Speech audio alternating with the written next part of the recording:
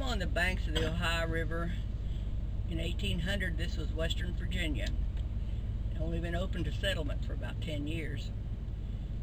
And when fugitives began to look to the Northwest Territory for freedom, they crossed the river here and other points along the river.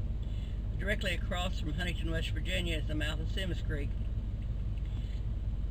And this creek runs north almost to Poke Patch, which was a known Underground Railroad site in northern Lawrence County.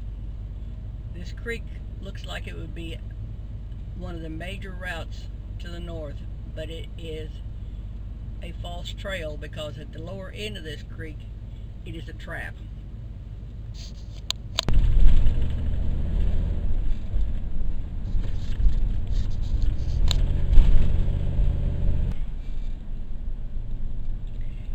If the fugitive were lucky enough to cross the river, then they would need to stay to the far west side of the hillside that surrounds Symmes Creek, because lower Symmes Creek is a trap. There's several very large bends that were created when this river was part of the Taze River system many thousands of years ago. And from Chesapeake to Getaway is about 4 miles by this little road called Big Branch, or some 7.5 miles if you were to follow the creek.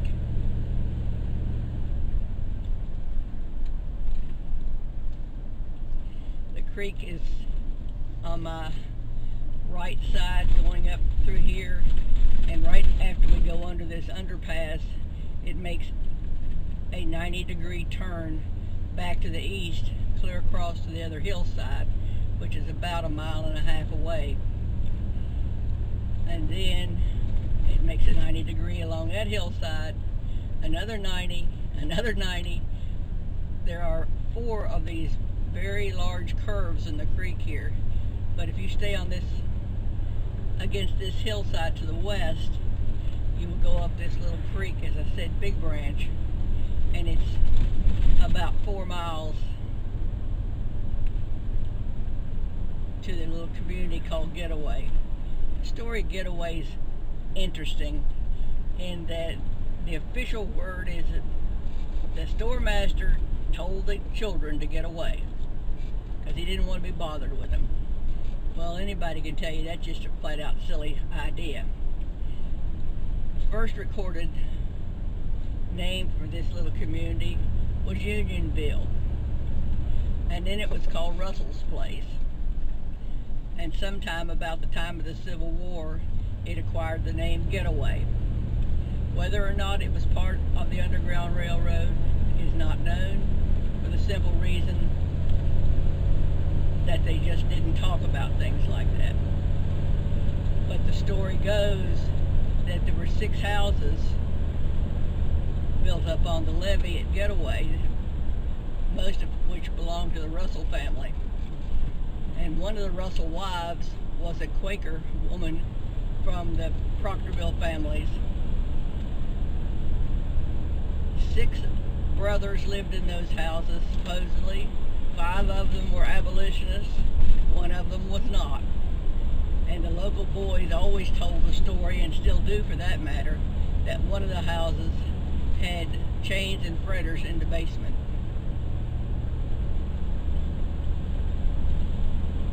Sometimes local legends have a truth to them and sometimes they don't. Today, we're lucky enough to get behind not 1 garbage truck, but 2.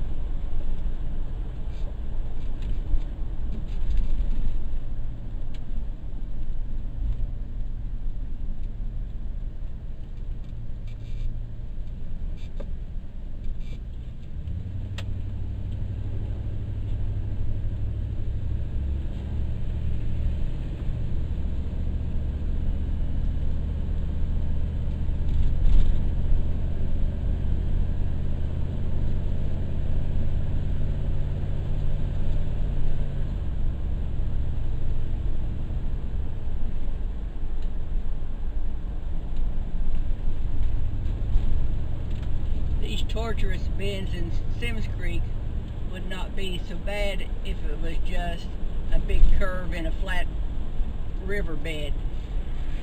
But separating each one of these curves is a hillside, in some cases almost vertical, that's 200 or 300 feet high.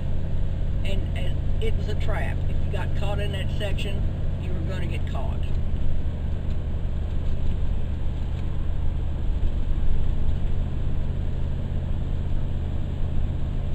This little road is an old buffalo trail, as you can tell by all its bends and turns. Buffalo took the shortest route from one water source to the next water source. And although there is a ridge along both sides of the Ohio River paralleling the river, there are also in this particular area secondary ridges that also parallel the river. We're going to go across a low water gap called Gerald's Hill, and then after we cross that water gap in another mile, we'll be on Rankins Creek.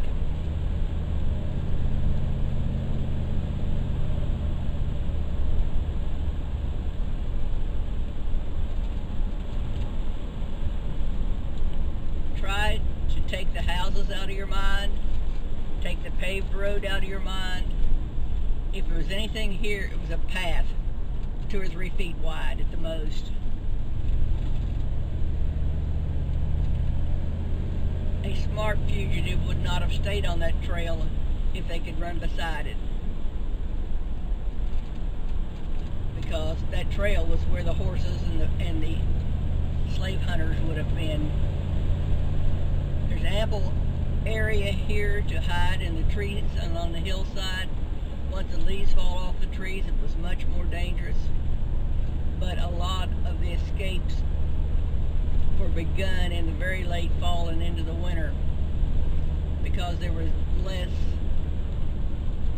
control at the home farm. Once the crops were taken in, there was a period of lax occupation where very little was going on.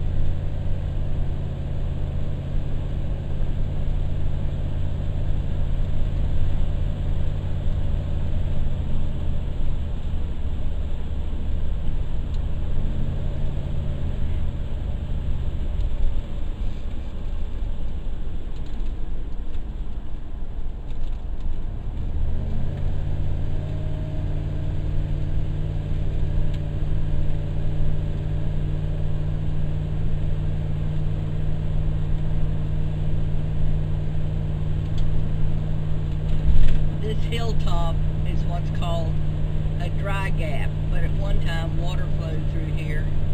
And it's a gap because there are higher hills on both sides of this passage.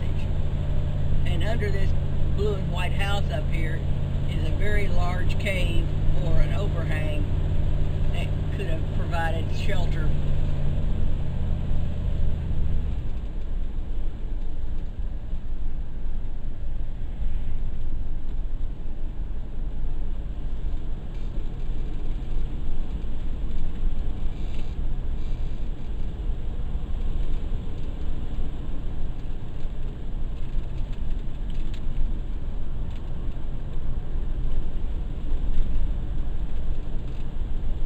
Even today, a person running from the law could get through this section without being seen. And in 1800 to 1850, there probably weren't 10 houses in this whole area along this road. Rankins Creek is an interesting spot. It was named for a long hunter called Hiram Rankin. He was in here probably by about 1800. This area was known as an excellent hunting area. And there's an article in the Richmond paper that said in 1800, 10,000 bear skins were shipped from the mouth of the Big Sandy River. We're going east on Rankins Creek, and we'll come to a little community of Getaway just around the corner of this hill up here. If I had gone west, I would have come to the top of the hill at a spot we call Sunrise Church. And from Sunrise Church, you could have turned back to the river and been near Macedonia Church. Or if you turned north, you were headed out the Old Jackson Road toward Poke Patch.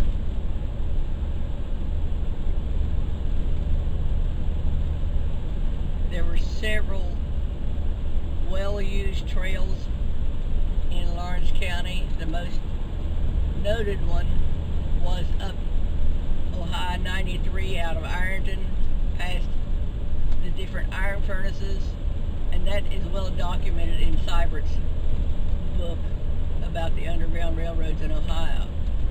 I'm going to talk about 3 other trails that are also well used, and they're in the eastern part of the county. The one we're taking today is the Symmes Creek Trail, and it basically followed the route of Symmes Creek. Once you got past this danger section in the lower area here, it's still curvaceous, it's still hard to follow, but it runs almost due north, and the headwaters of Symmes Creek are where you find Poke Patch. As I make this curve right here, you can see a break in the trees, and if you could see right across, you would see the mouth of another little creek. You can see the break in the hill there, and that runs up to Greasy Ridge, as does the ridge to the left of that gap. And Greasy Ridge was another trail that led to Poke Patch.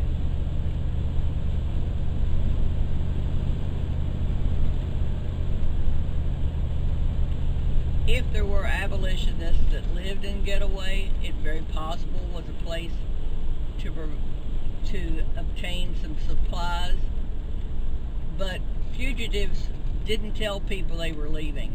They didn't advertise that they were running. They didn't want people to know where they were. So the only way that they could actually receive help was for people to put out supplies that they might find. These people did not want to be seen. They tried very hard not to be seen. We're turning onto Ohio 243, which was a connector between Proctorville and Ironton. It did not run along the river, but about 10 miles north of the river in most areas. Here you see the levee to the right side of Symmes Creek here. There's one house here. It's probably not one of the oldest ones. Most of them have been torn down. At one time this was a thriving little community with several stores, post office, school.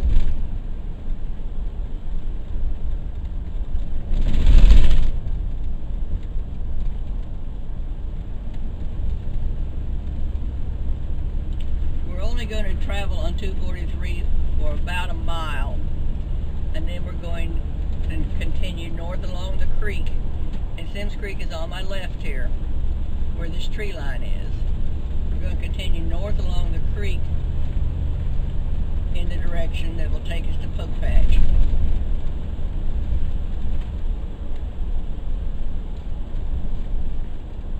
As I cross this intersection right here, I will take Ohio 378 directly north. One thing about the little communities in hill section country, they're about 3 miles apart. So every time you go 3 miles, you're going to find a community or something at church, maybe a store, sometimes extra houses, sometimes not.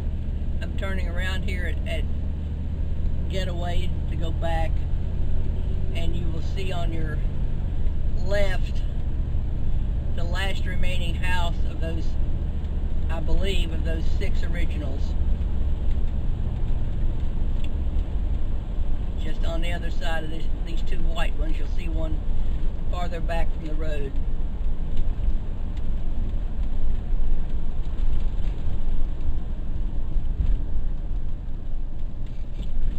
don't get a very good picture of it there. You can see Symmes Creek peeking through the trees here on my right now. It's got fairly steep banks, 10 to 15 feet in most cases. It would have been hard to get into and out of the river. And it's not considered a river because it's not long enough.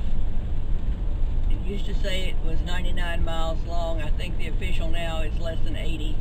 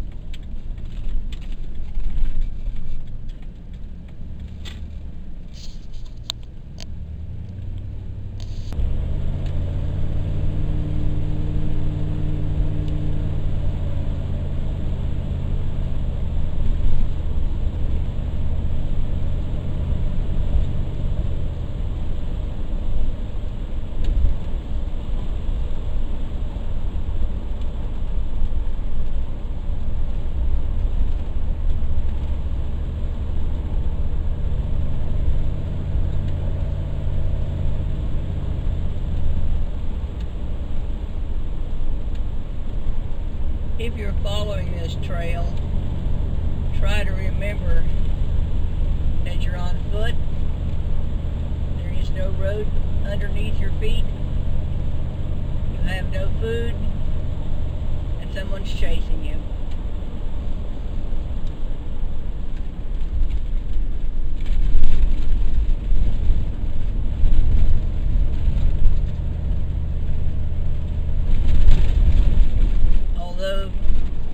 People want you to believe that the Underground Railroad was manned, had conductors, people provided food. Just think about it a minute. You didn't tell anybody you were leaving. Nobody knows where you are. You don't want anyone to know where you are. You're trying to hide. You're on your own. Maybe there were stops where you could get food or borrow something from somebody's windowsill. All probability you had nothing.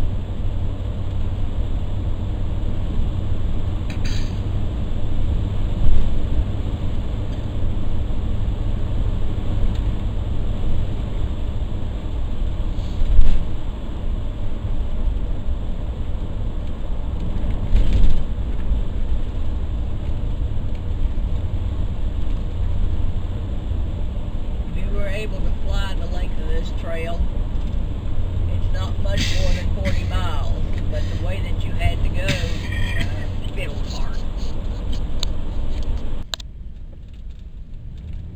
We're right beside Symmes Creek. This is a little community called Willowwood.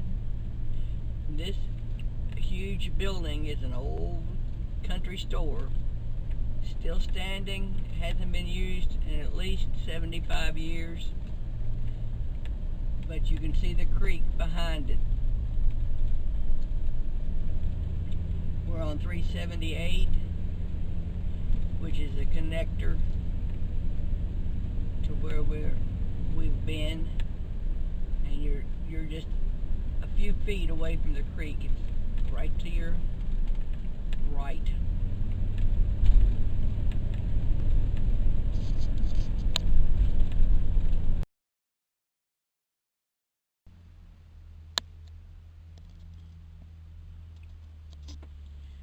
Sometimes you should just look at a sunrise. If our fugitive saw that sky, they would think it was red sky in the morning. They would think it would be raining sometime during the day, which would make their escape even safer.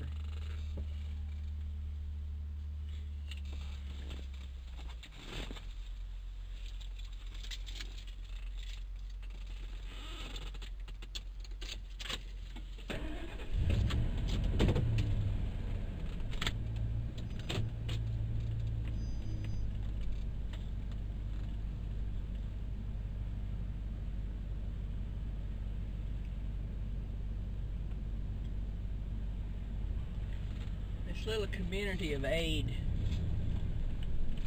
the question is, why was it named?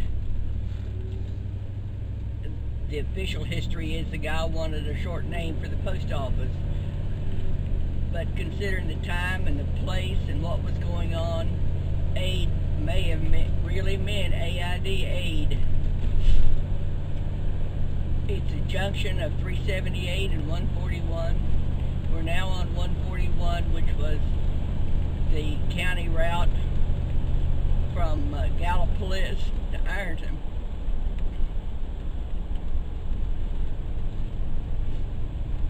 We'll stay on 141 until we turn into the forest, which is about 15 miles. Remember, each one of these little communities is about 3 miles apart. And at Aid, we could have stayed we go on the opposite side of the hill from the creek. And we stay away from the creek for about 6 miles.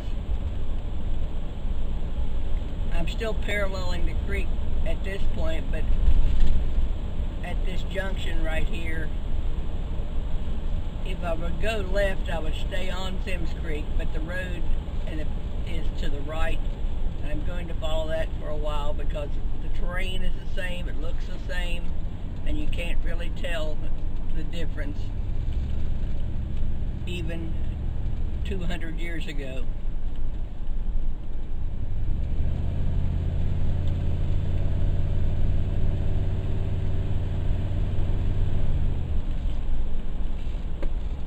This reference is Symmes Valley High School right here.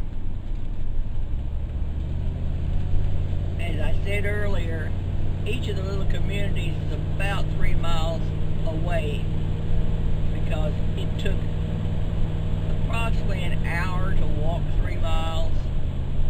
You could go to town, do your whatever you needed to do in business-wise, and get back home before lunch. And then a farmer who was working daily, many hours, that was an important point.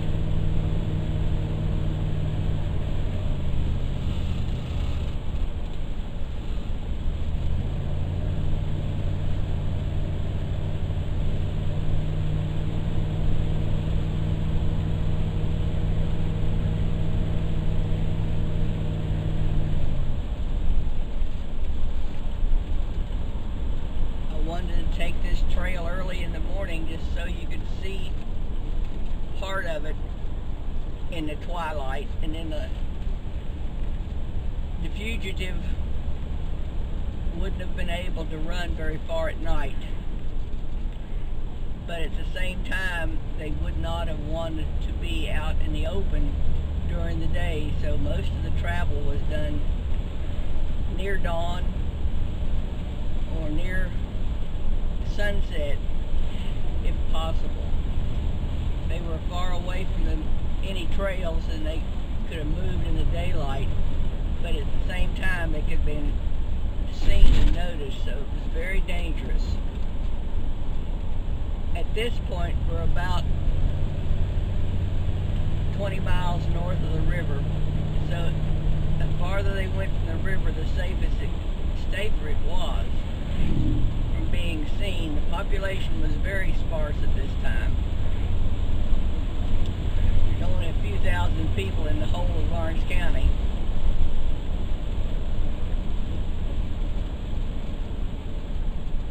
To your right is a small rock cliff area, and there are a couple of overhangs which are very difficult to see in the dark, but many of these rock houses are found throughout Lawrence County. We're coming to the junction of 141 and 775. It's an odd junction in that each road turns 90 degrees on itself. If I were to turn to the right, I would go find 775, which took me back to the river in Proctorville. I'm going to turn to the right and continue on 141. If I would go straight ahead, it takes me up on Greasy Ridge to the location of the Mount Pleasant Church, which is one of the oldest churches in Lawrence County, having been formed in 1807. And the odd thing about Mount Pleasant Church is it was a member of the Providence Anti-Slavery Association in 1835.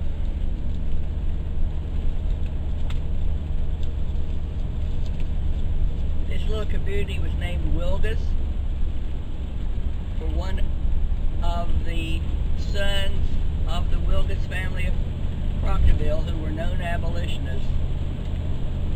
It is believed that the family sent the son out here with a purpose, and that would be to aid runaways.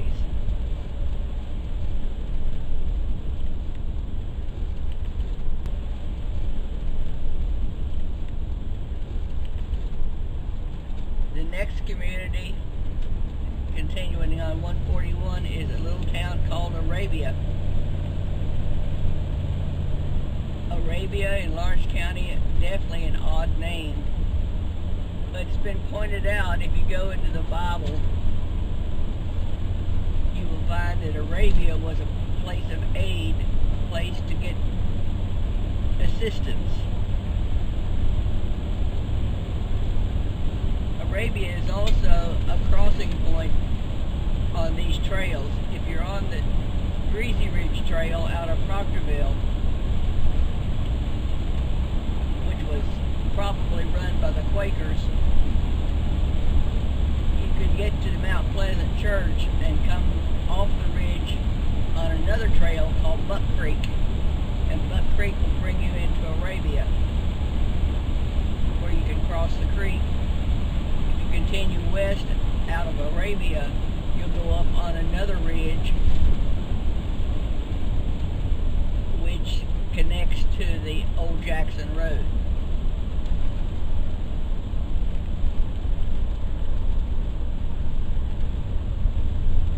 At this point in the county, you have to cross Symmes Creek at some point. If you're even on the Symmes Creek Trail, you need to be on the west side of the creek. And right now we're on the east side. Many trails come off Greasy Ridge to the east and cross the creek. Which one did you want to take? It didn't really make a lot of difference. If you go back into the 1850 census, you're going to find about less than 500 people living in this district.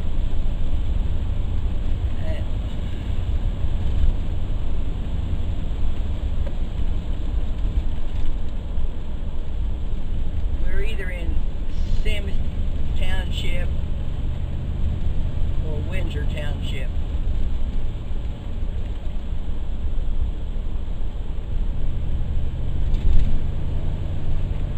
These big open fields would not have been here in 1820 and 30. As I said earlier, these were, if they had been cleared at all, very small areas.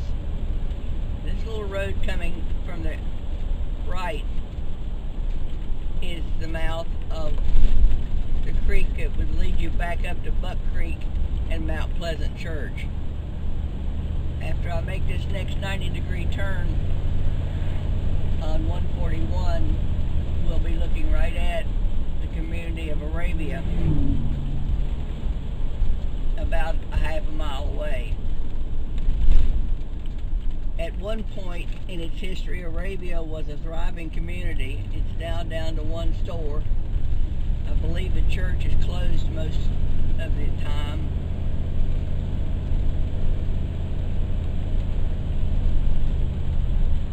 But at one time, one of the major auto dealers that later moved down on the river began here in Arabia. We're crossing Symmes Creek right here.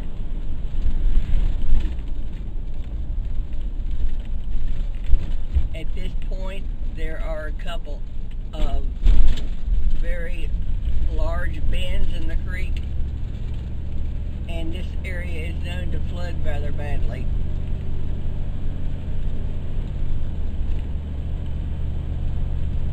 Symmes Creek itself is down to bedrock on most places, and it's very shallow.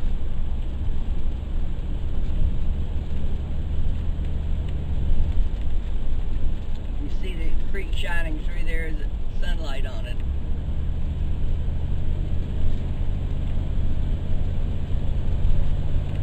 Arabia is where the road comes back to the creek that we left at Aid.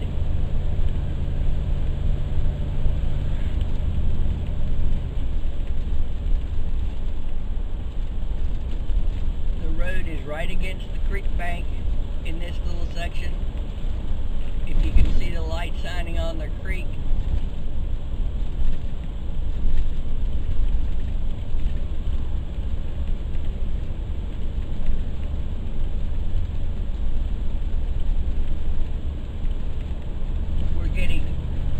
I believe we're already in the Wayne National Forest. If we're not in it, we're very close to it.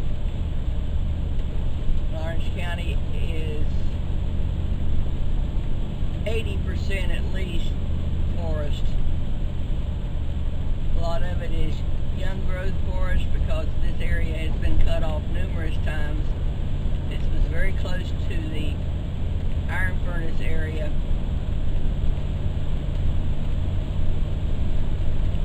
The next community we're going to come to is Waterloo, and a railroad spur came within 3 miles of Waterloo to mine coal.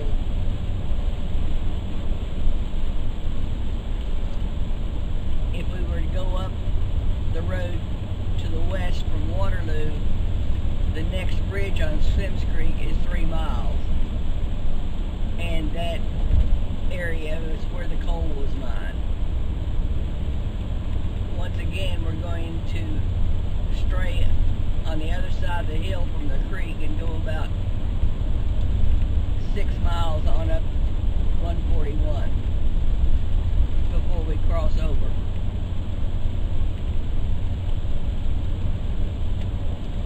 Waterloo is the eastern northernmost community in Lawrence County. It sits right on the Gallia County line.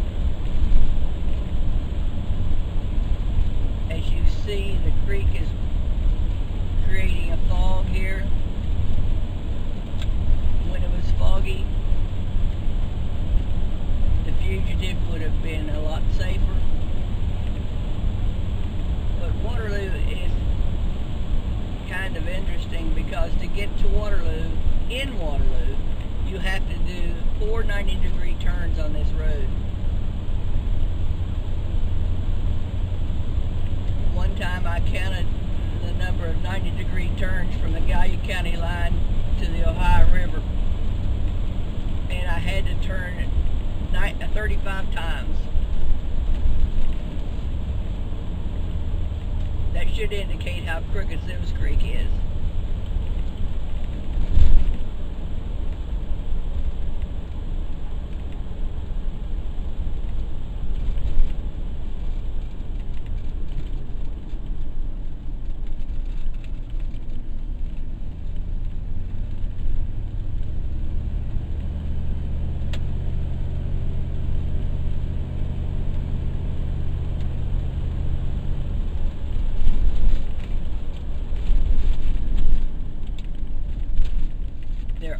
Almost always a road on both sides of the creek. We're now turning across Symmes Creek again.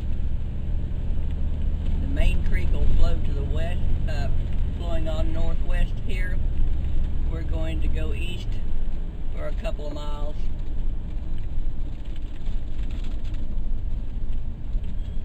At one time, Waterloo had more cats than it does now. Also had had a restaurant, a supermarket with a meat cutter, 3 filling stations, one of which was also a mechanic. The lodge still there. It was a viable community. We are all now across the county line. We're in Gallia County. We would stay on this 141 for a couple more miles. We'd come to Cadmus, but we're not going quite that far.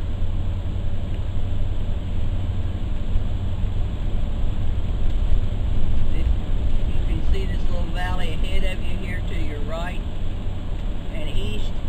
That is another route that would come down off Greasy Ridge into this area.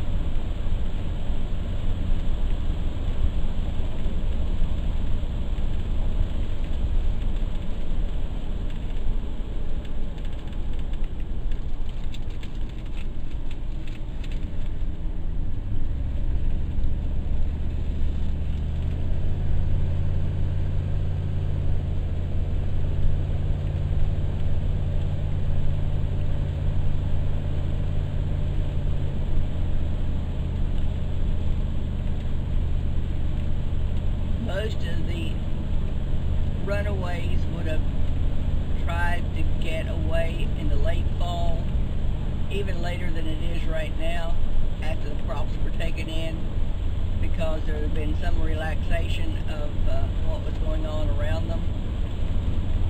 To travel in the fall or in the winter or in the spring. Winter, of course, would have been much more dangerous because of the cold and the fact they could be trapped in the snow. Although this area has more rain than it does snow.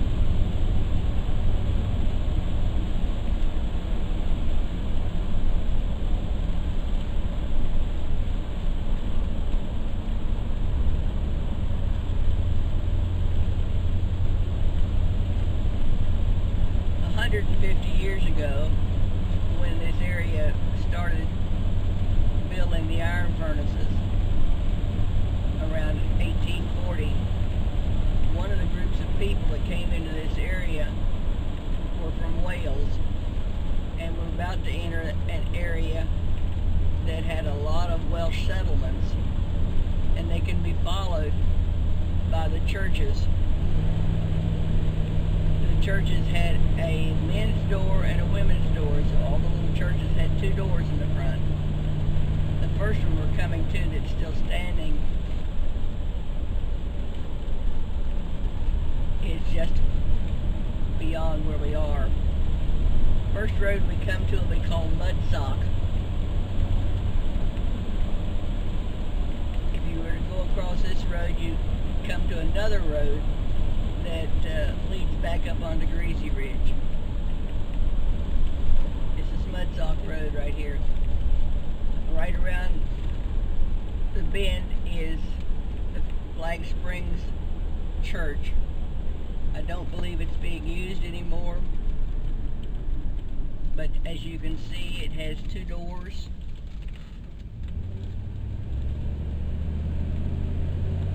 It was still had a congregation 10 years ago, but I think they just use it occasionally now.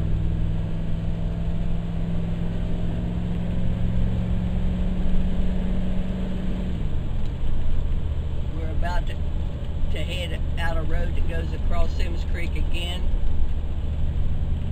I'm taking this route simply because it's a better route for a car. I could have taken several other routes which would have gotten me into the same point. This road we're going to take is called McDaniel's Crossroads, and you're getting into the much more isolated area. We're still in Gallia County, and we won't cross back into Lawrence County until we're almost to Poke Patch.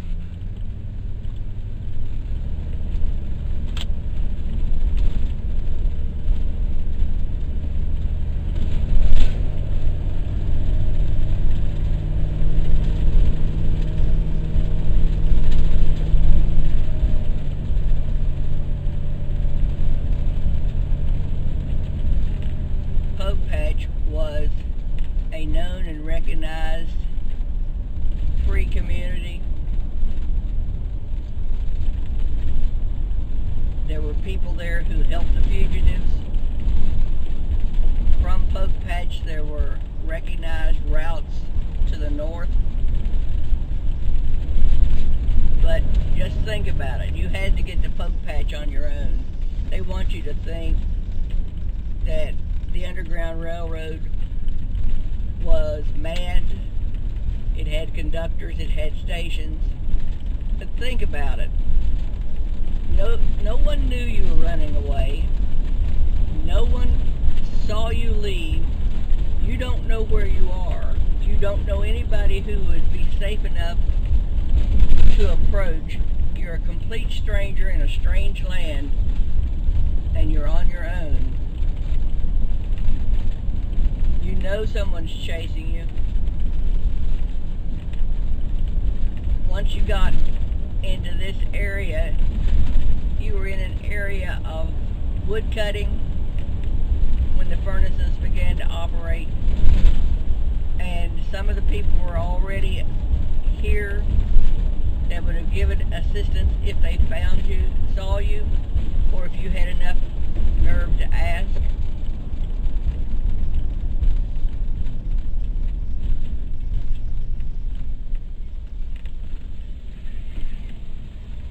As you can see, the roads are narrow, but guess what? We're going on more narrow roads very soon.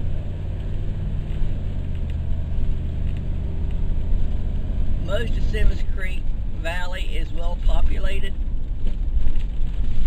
but as we get toward the headwaters, and Symmes Creek's 99 miles long, it lacks 1 mile being a river, and it heads in several swamps out here around Oak Hill and Jackson, Ohio.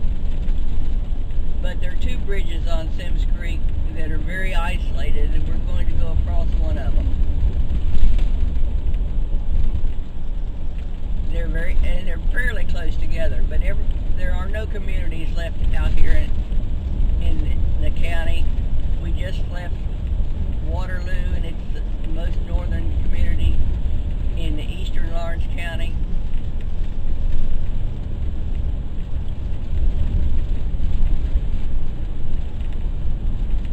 This area was settled probably earlier than the river area because it didn't flood as much, and it's not as hilly. Back toward the river, you noticed that there was a river ridge along each side of the river, which is several hundred. But out here, the hills are becoming lower. Here's Symmes Creek again. It's much smaller than it was in the beginning.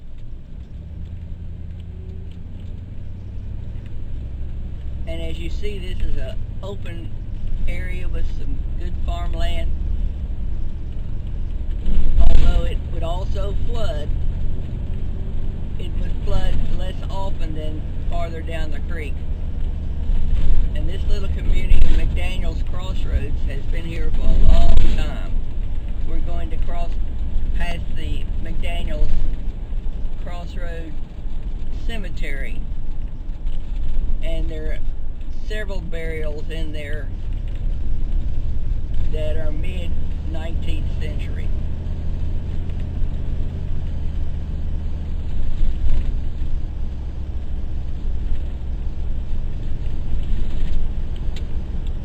If you'll notice to your right, there are 2 standing cedar trees, both of which are damaged.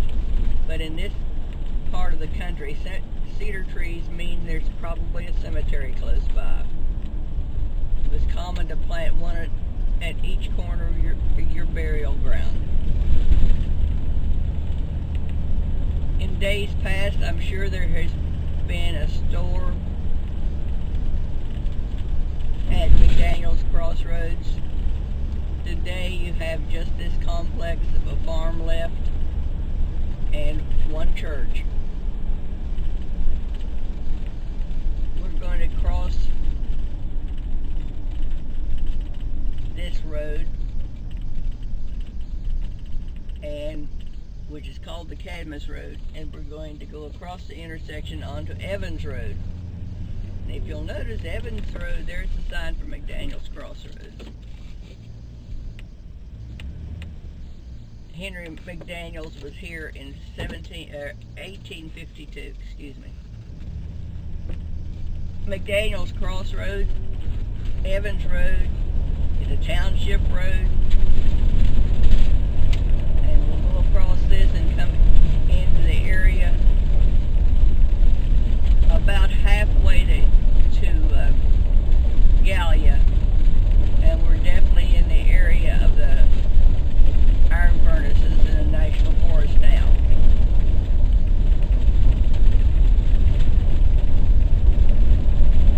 They want you to think the fugitive was following the North Star, and as you see, there's very few places you could even see the North Star. So, amongst other things, the fugitive had to be very lucky.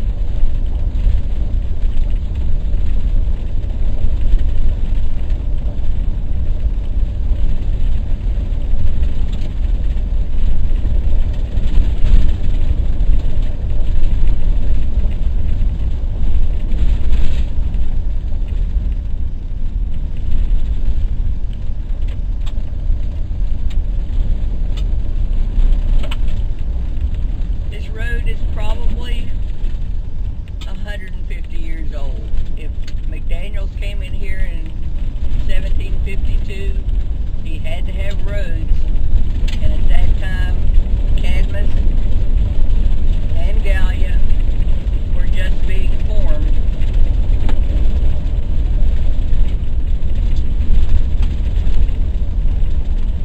Wide enough for a car to take in 1752? No.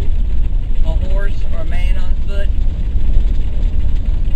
but it's isolated. Fugitive in this area would not be seen. It's almost as overgrown as it was then. The difference being the forest is a lot younger and there's a lot of undergrowth. It would have been more open. The trees would have been larger.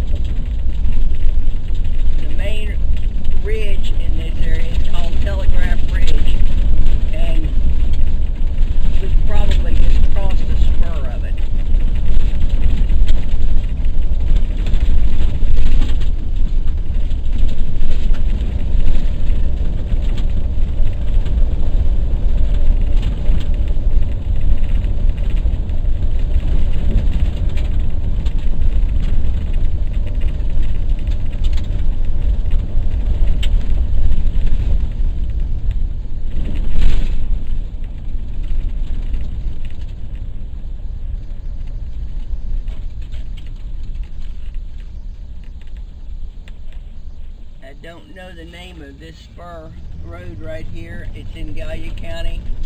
We may see a sign right up here.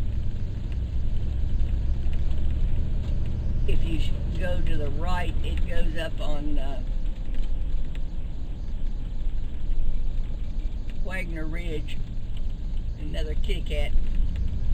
To the left,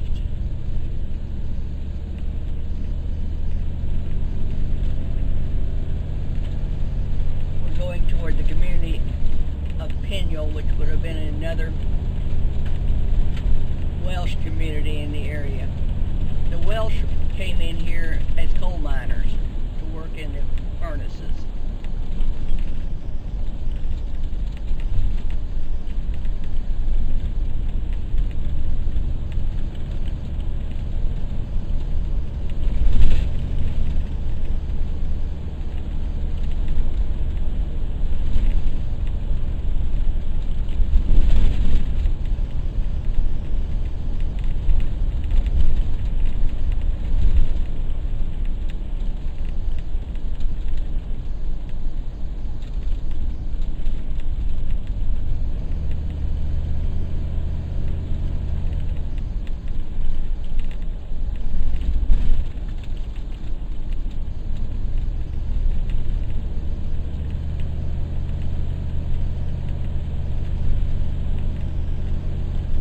Most of these roads are unmarked. There's a fairly good Gallia County map with the township's roads on them, but the road signs are gone. I've been through here enough times that I know I'm going the right direction, but I cannot tell you the name of this road.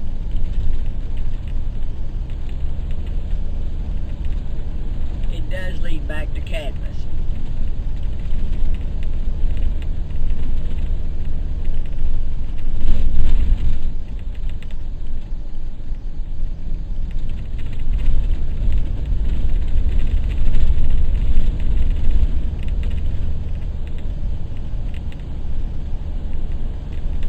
Probably an old railroad spur because it's fairly straight, and as I said earlier, the railroad built spurs in here to take the coal and the ore out.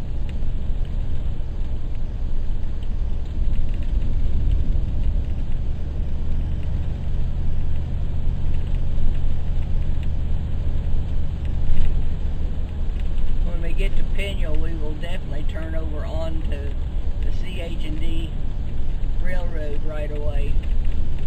Be Cincinnati, Hamilton, and Dayton, and it was the primary railroad in this area. Began building it in 1846, and it was completed in 1851. And over the next 50 years, they acquired quite a bit of additional track, and they built a lot of spurs to get to the ore.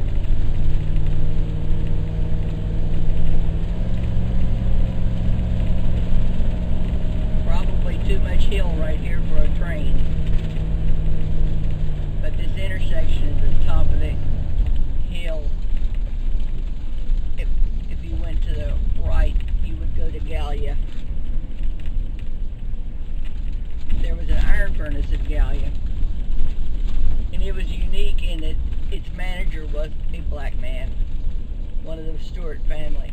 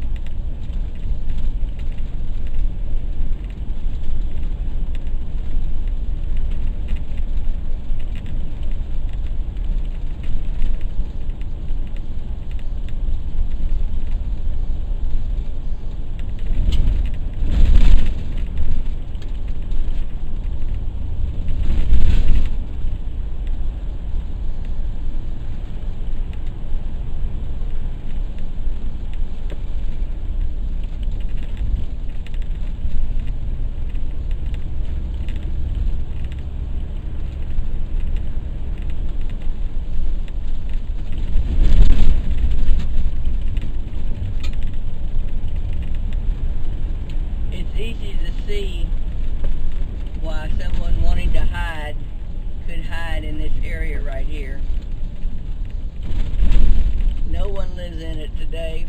Very few lived in it quite some time, 200 years ago. This section was probably not black. This was Welsh.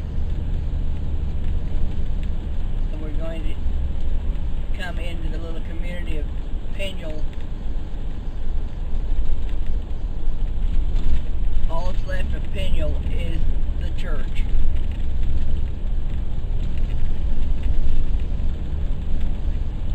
We're still about a mile away, I believe.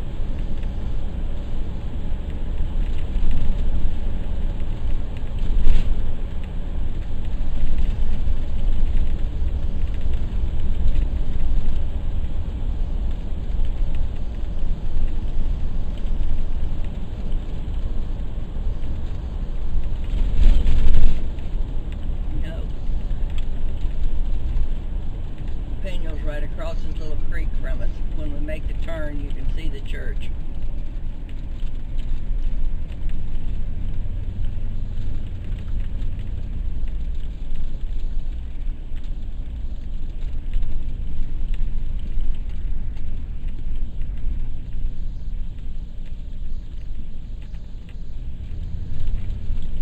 This is Peniel Church in front of us.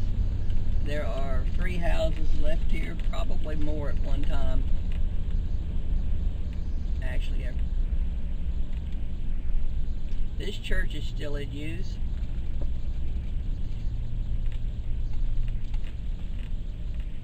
This road we're turning onto here is definitely the CH&D right away. It's still called CH&D Road.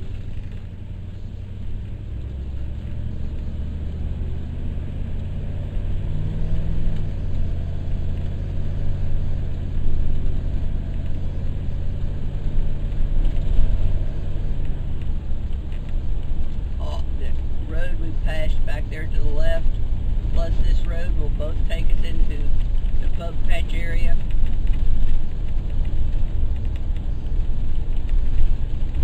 As you can see, there is enough level ground to have had a little garden.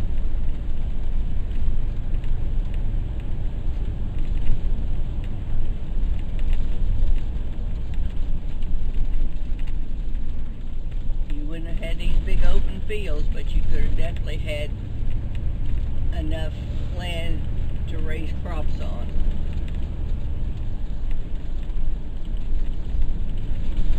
And you also want to remember that this is subsistence farming. Everybody had a garden and raised their food.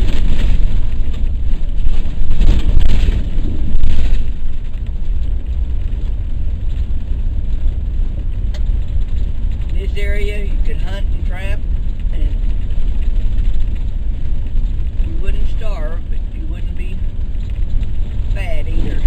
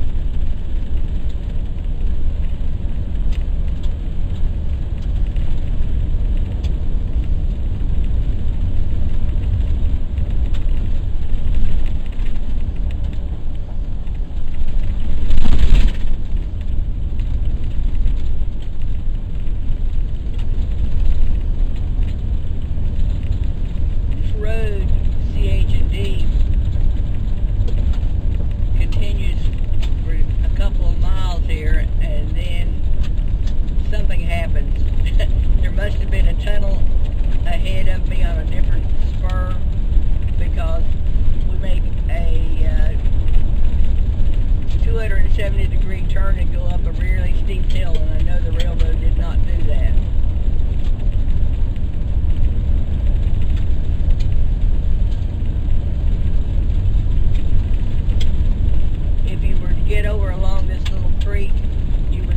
overhangs, or some people call them caves, but they're just open face rock cliffs hanging out where the creek water has cut under the edge.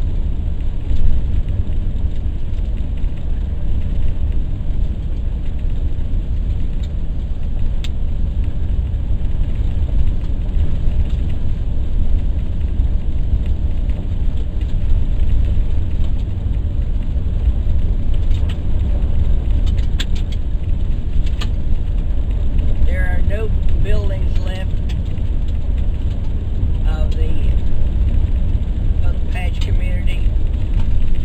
Here's the railroad had to go straight ahead, but it dead ends out there about a mile.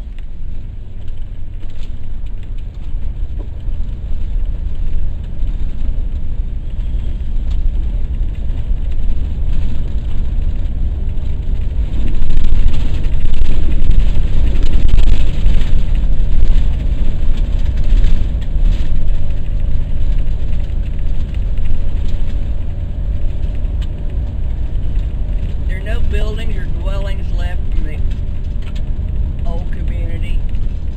It was never a town, it was just a linear development, little houses alongside the road or the creek, and lots of times the road was just a footpath.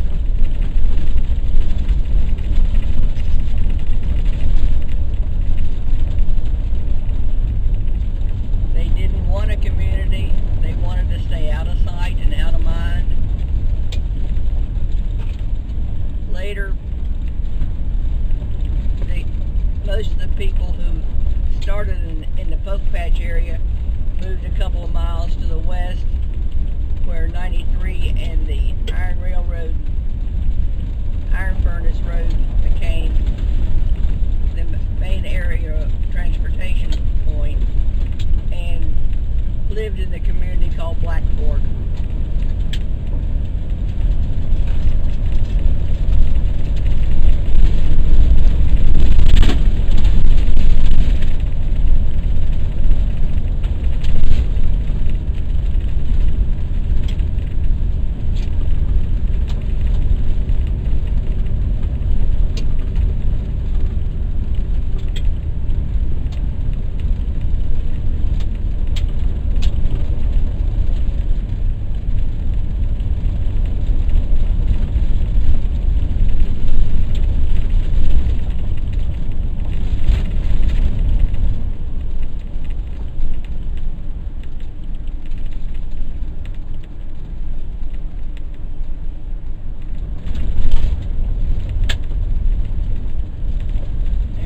Deer crossing the road right in front of us.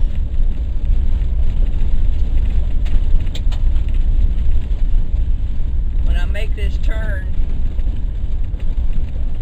and I believe this is back in Lawrence County, this is the road called Niner Hill that goes to the Union Church. Union Church dates its beginning from 1819, and the Union Church, along with an unlocated church called Big Rock and Macedonia at Burlington, were the original three members of Providence Anti-Slavery Baptist Association.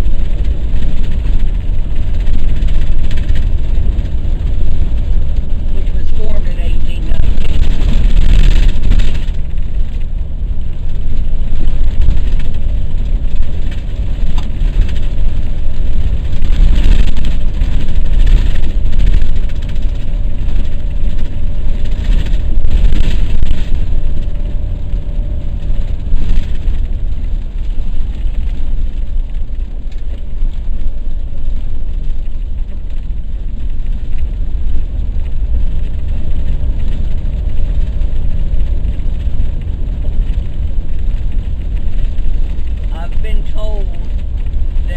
original church was closer to where we are right now, and it has been moved several times.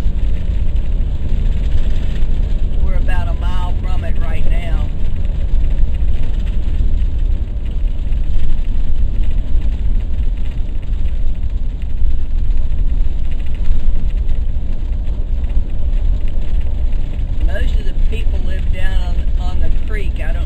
the church was put here on top of the ridge, probably so people from both sides of the ridge could get to it.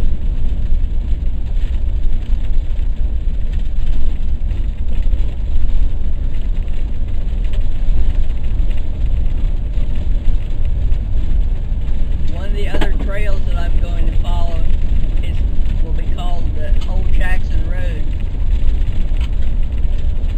And the interesting point between this Symmes Creek trail and the Old Jackson Road is they both come together at Union Church.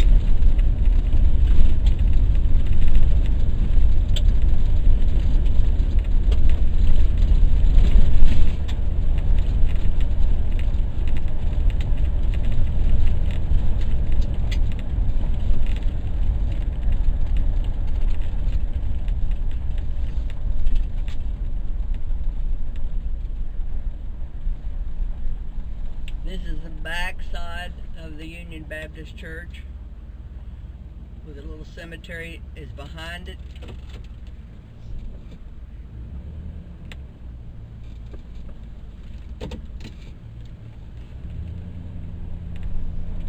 They've added on to this building several times. We have pictures of one of the very early churches, which was log.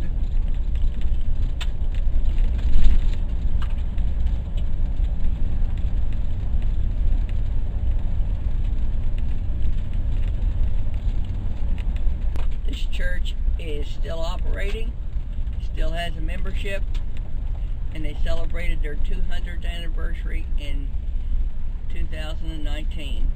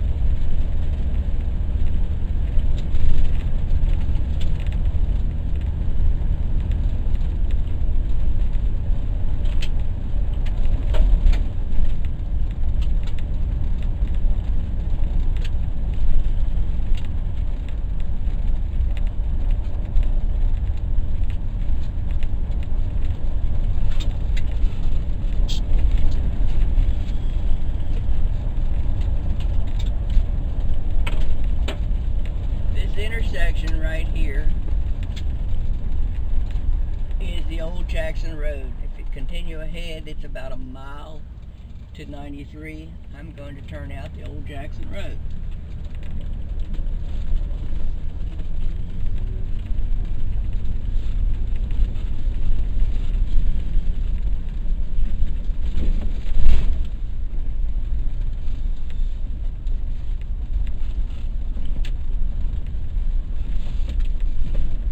Look at the size of these trees, most of them 4 to 6 inches through. This area has not been tree covered very long. Looks like it's been burned over. And they're still cutting in the Wayne National Forest. There are some places are clear cut. This used to be the main road between the county seat of Jackson County, Jackson, and Burlington, the county seat of Lawrence County on the Ohio River. It was an operating road from approximately 1820 to 1850, and then Ironton was built, and they moved the main road over to Ohio 93, which ran along the iron furnaces, and this road was, for all practical purposes, abandoned. If you work carefully, you can find it on the road maps as sections of township roads, but not all of them still connect from one to the next.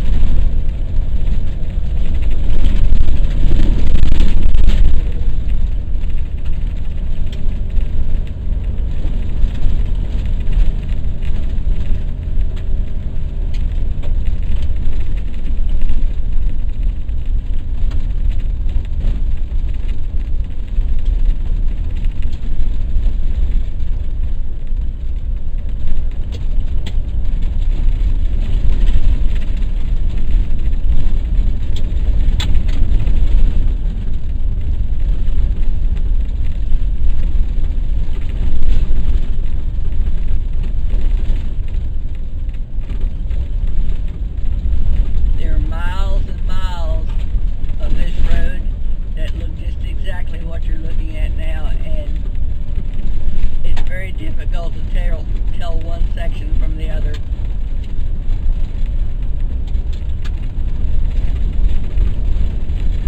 For all practical purposes, this road is abandoned now. It is still kept open as a fire road for the Wayne National Forest.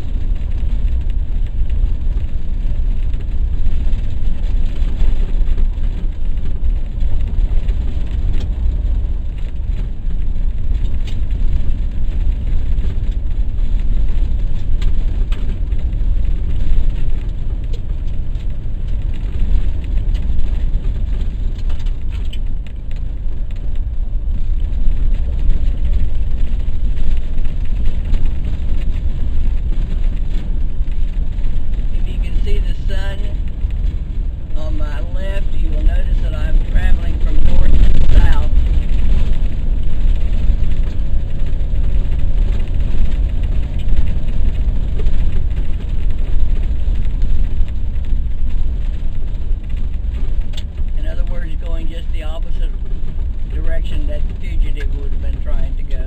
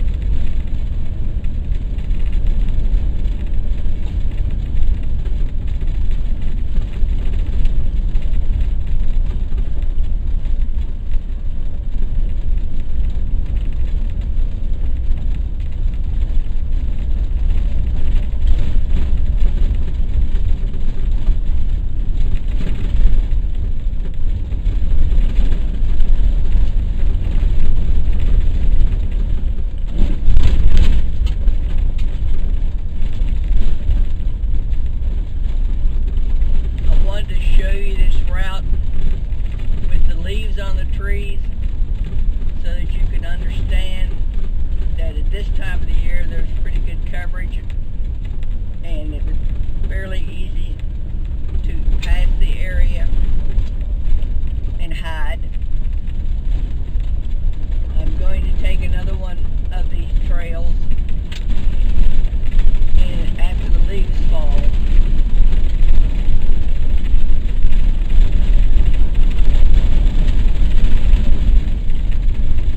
There were basically 4 trails that were used frequently, and each one of the trails had many differences because you're trying to hide, you're running, you're going in the northern direction. That is about the only trail that you had.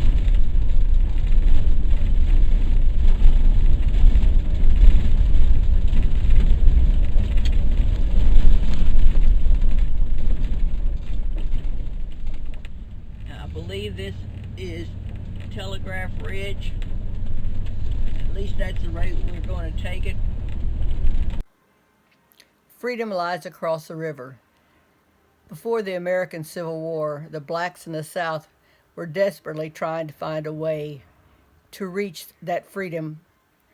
They had to cross the Ohio River, and if they were coming from parts of North Carolina and eastern Virginia, they came to Lawrence County, Ohio first. The colored lines on this map represent possible routes, that those trails that led to the north. The green trail to the far west is the Route 93, which went up along the iron furnaces, and more has been written about that than the other lines here.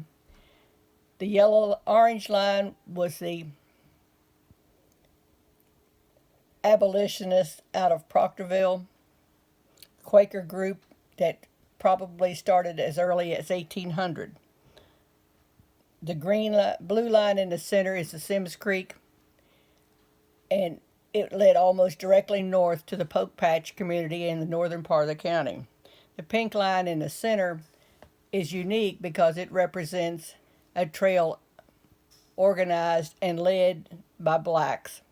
It was based on the Macedonia Church. Macedonia probably began as early as 1811 and definitely by 1813. And 2 other churches, Union at Poke Patch and Big Rock halfway between, began the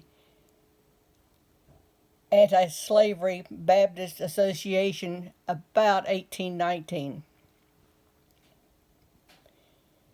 These trails were not definite. If you're running and hiding, they would change, but this is approximately the routes that they took.